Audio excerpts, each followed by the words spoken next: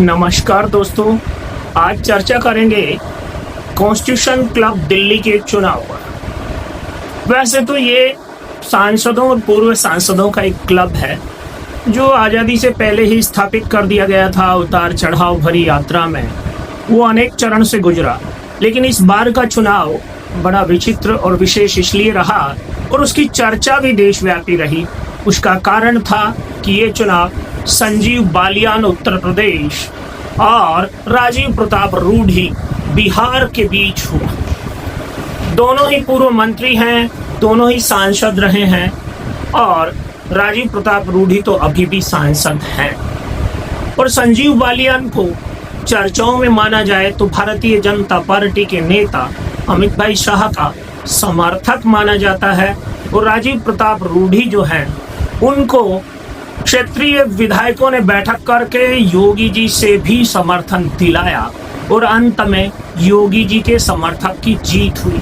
ये राजनीति की चर्चा में जो चाशनी थी वो एक दूसरे को सह और मात का खेल कम थी। अमित शाह और मोदी के बीच की जो अमित शाह और योगी के बीच की जो नूरा कुश्ती है उसका परिणाम इसे बताने की कोशिश की गई। सच्चाई तो यह है कि इस चुनाव में 2-3-4 बातें बड़ी विचित्र हुई। कांग्रेस पार्टी जो पिछड़ों की बड़ी जोर शोर से राग अलापती है, इस चुनाव में उन्होंने संजीव बालियान जो पिछड़े वर्ग से आते थे उनको छोड़ करके अगड़े वर्ग के राजीव प्रताप रूढ़ी को मतदान किया। चाहे वो सोनिया गांधी हो, चाहे वो राहुल गांधी हो, उनका पिछड़ा प्रेम छद्म साबित हुआ इस कॉन्स्टिट्यूशन क्लब के चुनाव में। साथ ही बीजेपी ने भी इस चुनाव में फ्री हैंड छोड़ा और उस फ्री हैंड के पीछे बीजेपी की क्या रणनीति थी क्या नहीं थी, लेकिन एक बात तय थी कि बीजेपी ने फूट डालो राज करो की राजनीति पर काम किया और जाट और राजपूतों को फ्री छोड़ करके जिस प्रकार का सामाजिक विद्वेष और द्वंद्व अतीत में भी जाट और राजपूतों के बीच रहा है, इस चुनाव के माध्यम से उसे ताजा करने की कोशिश की। भारतीय जनता पार्टी ने अगड़े और पिछड़े की इस लड़ाई में अगड़े को जिताया, पिछड़े को हराया।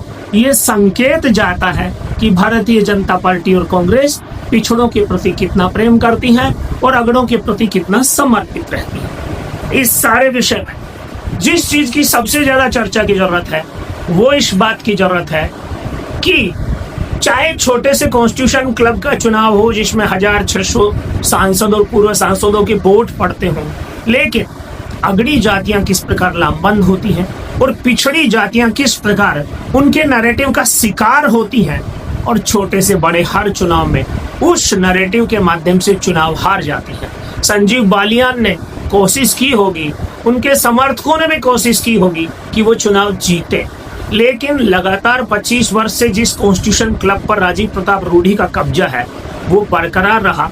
भारतीय जनता पार्टी कांग्रेस के बड़ी संख्या में नेताओं ने उन्हीं का साथ दिया।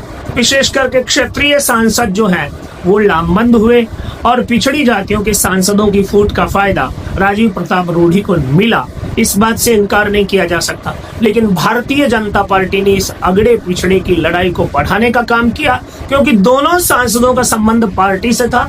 पार्टी चाहती तो इस लड़ाई को रोक सकती थी, लेकिन इस लड़ाई की जो राजनीति है, इस लड़ाई के माध्यम से जो राजनीति है और इस लड़ाई के माध्यम से भविष्य की जो संभावनाएं हैं उन सब पर भारतीय जनता पार्टी के नेताओं ने काम किया और इस लड़ाई में पिछड़ों को हार मिली, अगड़ों को जीत मिली। ये इस बात का प्रमाण है कि देश में चाहे पिछड़ी आबादी 50% से अधिक है, लेकिन फिर भी राजनीति का नैरेटिव अगड़े ही सेट करते हैं और वही जीतते हैं। ये परिणाम तो यही बता रहे हैं। संदेश यही है कि आने वाले समय में अगर पिछड़ी जातियां आपस में एक नहीं हुई तो इस प्रकार का संघर्ष, इस प्रकार के परिणाम अपने आप को दोहराते रहेंगे।